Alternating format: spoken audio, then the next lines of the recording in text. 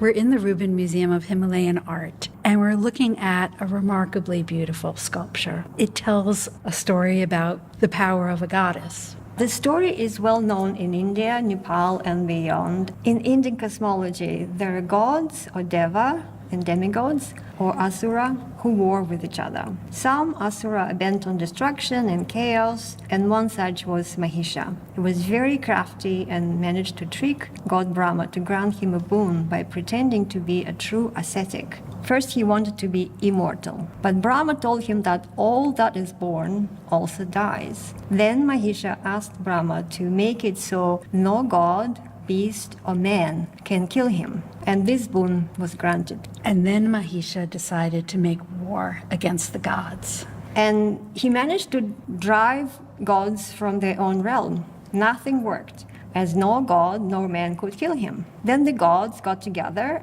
and merged their powers, and Durga, the goddess who combined all of their powers, emerged. The gods gave Durga all of their weapons, and what is depicted here shows his defeat and Durga's victory. So Durga has weapons with which to fight Mahisha and the demons that accompany him. And because she is not a god or a man or a beast, she in fact can defeat him. So what you see here is the goddess Durga standing in a powerful pose on the back of her lion and also on the back of a water buffalo. She just cut off the buffalo's head and is pulling Mahisha, who transformed into a man hidden in the buffalo's body, out of the buffalo's body and plunging her trident into his chest. And we don't see that trident anymore. That trident is missing, but we see her hand in that pose stabbing this figure that emerges from the buffalo. And we see the point of the trident in the figure's chest. Mahisha's two attendants are already struck by her weapons. You can see the weapons in their chest. A Vajra handle on the left and a chakra disc on the right.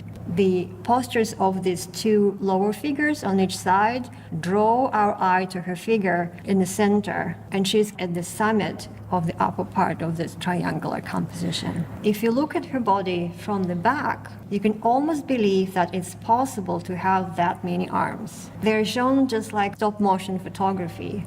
This lovely pyramid composition, which we think of as a very stable form, and yet all of this energy and movement at the top of the pyramid. She is very dynamic, but also poised. The more you look, the more you see these wonderful details of her lion's mane and face, his tail raised up, and the posture is moving forward, and everything is captured in this moment of dynamic movement.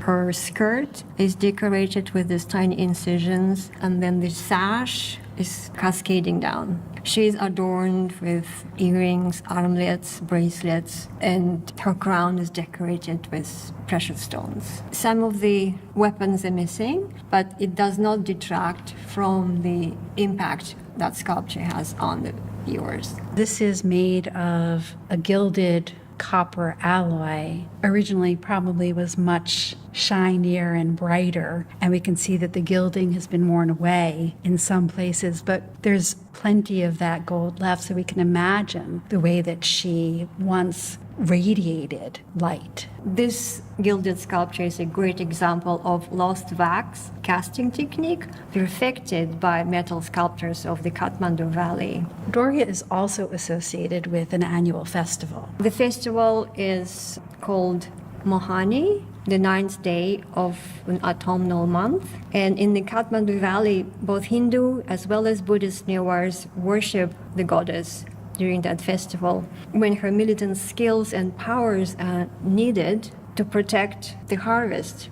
When I look at Durga and I hear the story of how none of the gods were able to defeat Mahisha, and they create Durga, and they each give her a weapon, and Mahisha and his demons come at her, and she just defeats them one at a time and ultimately slays Mahisha. She's just the ultimate female superhero. She is greater than the sum of all the gods because she was the one who managed to defeat Mahisha and bring order to the universe.